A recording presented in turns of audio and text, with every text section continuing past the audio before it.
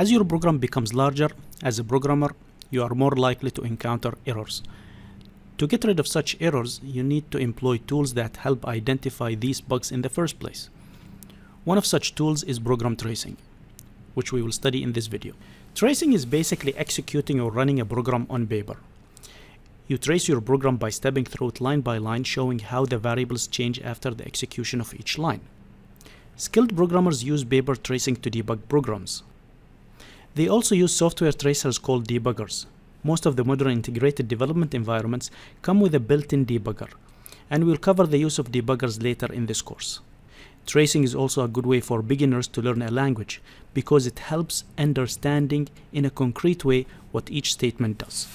To trace a program, you will need to create a table with a number of rows and a number of columns. Columns represent variable names in your program. For example, in this column, we will show the content of the second variable as our lines of code are executed. Rows, on the other hand, represent the state of the program after executing some line of code. So for example, for the line number 3, or after executing the line number 3, we will note down the content of the variables var1, var2, and var3 in the program. To see how tracing works, let's take a look at a concrete example. To understand tracing, let us trace the program shown in this slide. So we'll start off by writing the line numbers in the first column in the tracing table. So this is basically our tracing. This is our tracing table, and we'll start by writing down the line numbers of this program, or the line numbers where there is a statement. So we have a statement in line 1, we have a statement in line 3, we have a statement in line 4, line 6, line 7, line number 9, line number 11, line number 12, and then line number 14. Now, in the heading of this table, we will write down the variables of this program. So if you scan throughout the program, you'll realize that there are 3 variables in this program. So we have the variable x, the variable z, and the variable y. So let's write down these variables. So we have the variable x, we will write y here, and we will write z. And then you need to step through your program one line at a time. And the first line that we'll execute is the import statement. So you run that import statement. And remember that import basically makes the math module, in this case, available to you. Now, executing this line does not change the values of these variables. And actually, at this stage, or at this stage of the program, none of these variables is defined.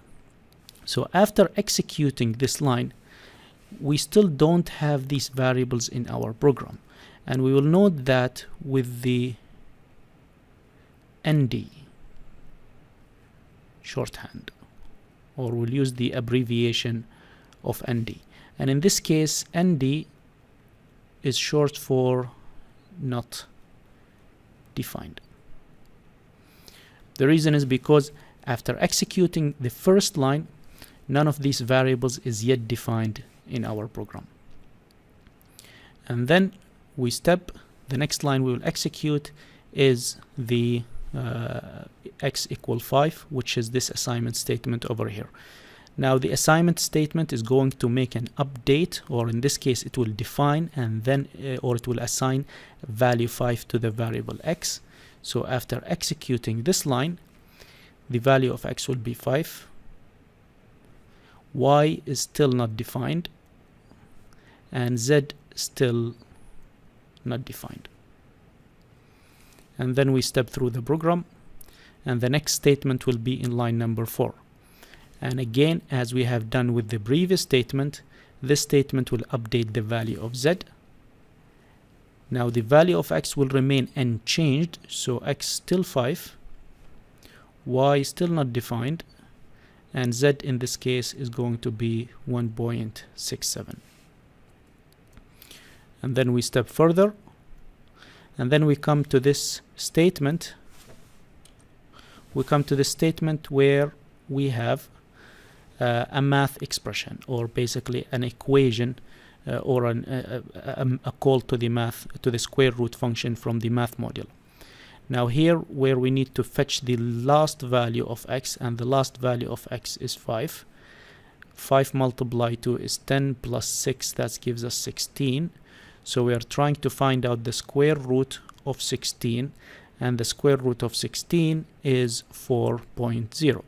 And the reason is it's 4.0 because remember, the square root function returns a float. Now after executing line 6, x didn't change, z didn't change, so it's still 1.67, and y is 4.0. And then we step and we go to line number 7, and in this line we update the value of z. And the way we update the value of z is basically by taking the number z, which is 1.67, and we add 1 to it, and that becomes 2.67, and the value of y didn't change, so y is 4.0, and x didn't change, so it is 5.0. Now the next line doesn't make a change to all of the variables, so because it's a print statement. So a print statement basically takes the last values of x, which is in this case is 5, so the last value of x is 5, and the last value of z is 2.67, and it will display them in the output console, and here is the output down bottom, and it will display them with a space between the values. So after we execute this line, the values of x, y, and z didn't change, and we will see that 5 and 2.6 will be displayed to the screen. And then we come to the to a statement where we update the value of y. Now z is 2.67, and we take the floor of that, and the floor of 2.67 is 2, and we subtract 2, or we take y and subtract from it 2, and remember y is 4.0, so 4.0 subtract 2 from it, we get 2.0. so this statement updates the value of y. Thus the new value of y becomes 2.0, x didn't change, and z didn't change. And then the statement in line number 12 makes an update to the variable x.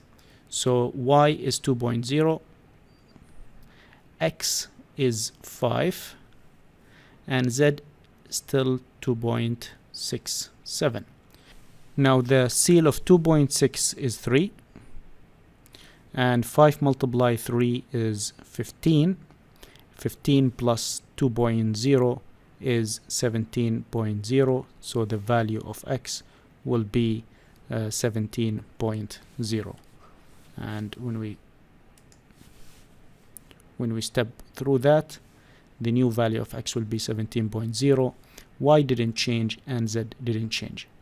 And the last statement, again, it's a print statement. It doesn't change the value of all of these variables, and it will print the value of x, which is 17.0, and the value of y, which is 2.0, and that's the second line that we'll have in the output. So that's how you trace a program, and that's basically by filling a table that looks like this, and this table shows the updates to the variables as you step through your program. This is a good tool that will come handy once you encounter logic errors, because you will start realizing where you might have introduced errors in your program. So that's it for program tracing.